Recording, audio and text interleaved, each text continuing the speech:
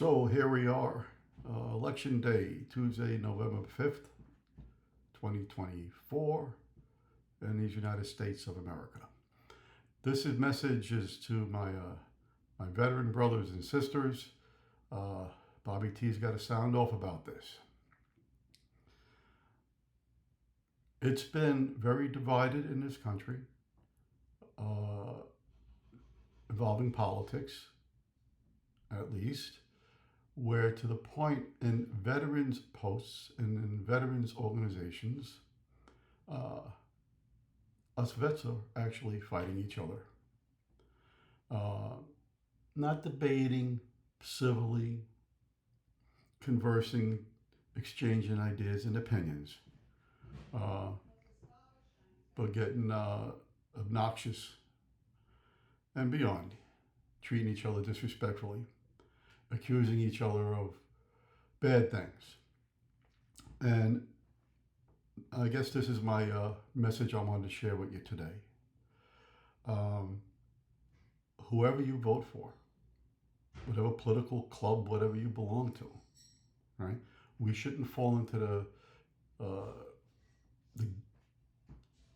manipulation that the civilian population falls into. And what I mean by that is this. So far, I'll take it back to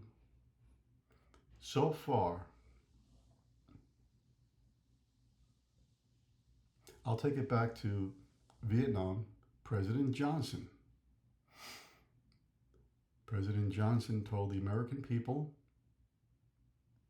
in the media that the North Vietnamese attacked one of our naval vessels and American bodies were floating in the Bay of Tonkin in Vietnam.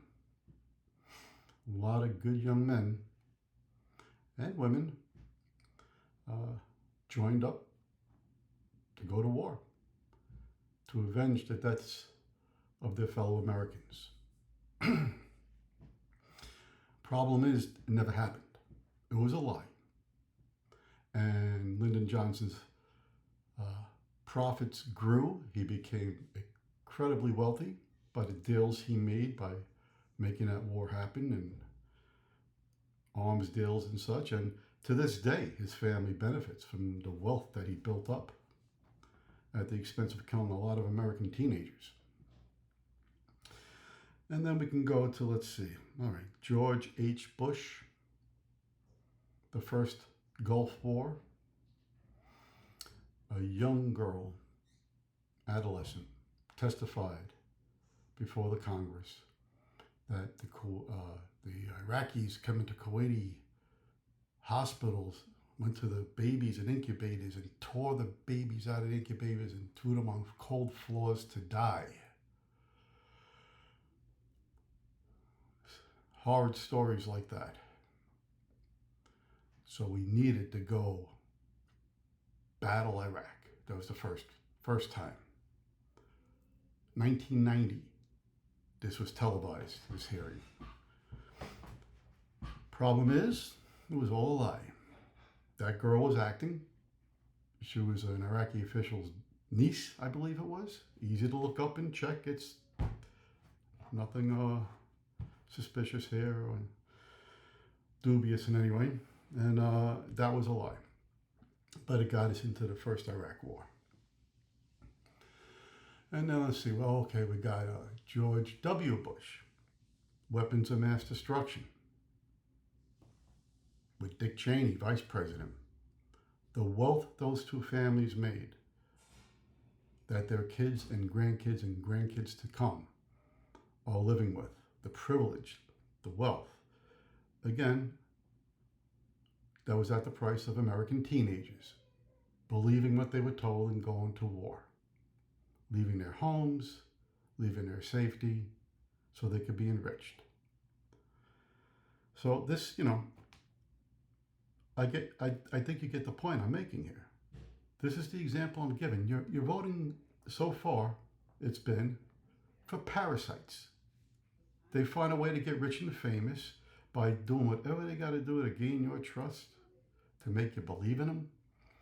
They deceive and they lie. Then they sell the position you paid them to go into, managing your money. They take a little commission, and it's all because, well, you don't really understand. You're lesser of a person, not as intelligent, or they can justify it whatever way they want, or just realize that they're really smart gangsters and they got the government, the most powerful government perhaps in the world, behind them to steal our money. And the real evil ones are more than happy to send our teenagers into war, to be traumatized, to be wounded, to be killed, to destroy whole families so they can make little empires of themselves and get really, really wealthy beyond imagination. We know this is what's going on. If we don't, I really recommend you look up the things I just said. It's easy to see. It's easy proving. Whatever side of the fence. I'm not picking, as you could tell from the examples I gave, one party or the other, one philosophy or the other. But as a veteran, I think all my brother and sister veterans know that you can disagree and think the other guy or gal is the dumbest, stupidest, ignorant thing walking around with the decisions they're making on voting and who they're supporting. Just remember, that brother or sister was going to die with you if need be. If you were sent into a combat situation and it was a matter of keeping each other alive, that's exactly what you would do. Give your life for your brother or sister.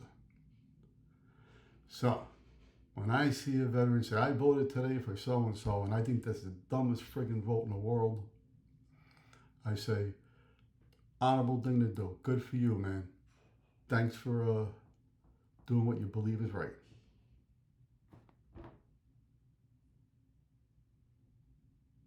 Godspeed. Bobby T, out.